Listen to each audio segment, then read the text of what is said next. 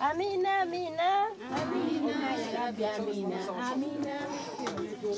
Annesi geçenlerde vefat etmiş. Allah rahmet eylesin. Numeri. Aba msema pata msikiti numeri. Bakole kuvaira.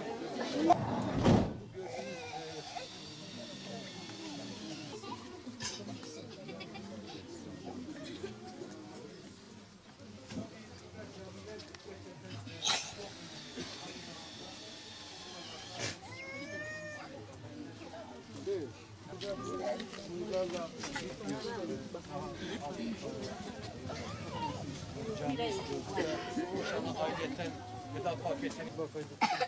Bu tabi bir de sofa var. Bir dakika kanalım.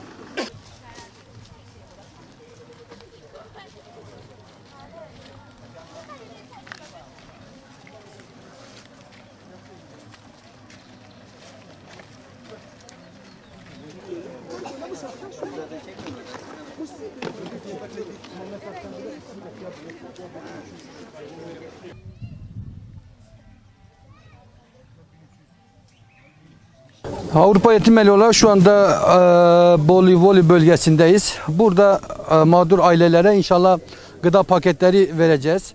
Gördüğünüz gibi bayanlar var, yaşlılar var, mağdur aileler var.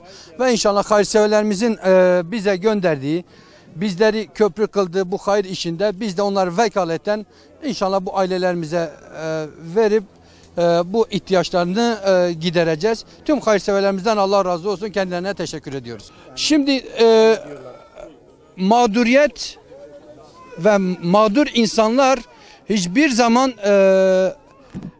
sevinçlerini kendi şahıslarına gelen yardımlar için sevinçlerini belki dile getirmezler. Çünkü biz bunları bizi karşılarken, bizi kucaklarken, bize sarılırken biz o manzarayı gördük. Ve bu bize sarılmalar bizim şahsımıza değildir. Bizim üzerimizdeki kurumun logosudur ve bu kurumu kendilerine köprü kılan hayırseverlerimize sarılmalarının işaretidir. Biz sadece dediğimiz gibi şahısız, aracıyız ve burada perde arkasında hayırseverlerimiz var. Buradaki mağdurların duaları bizim aracılığımızda hayırseverleredir.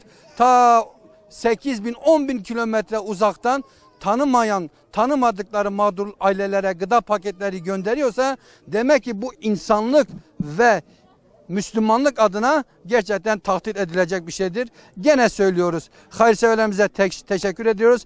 Allah-u Teala hayırlarını kabul eylesin. Olacak, nasip olacak, Kur'an-ı Kerim dağıtımı olacak, ayrıyeten ana katkılarımızın bunları olacak. Daha önce açılan su kuyularını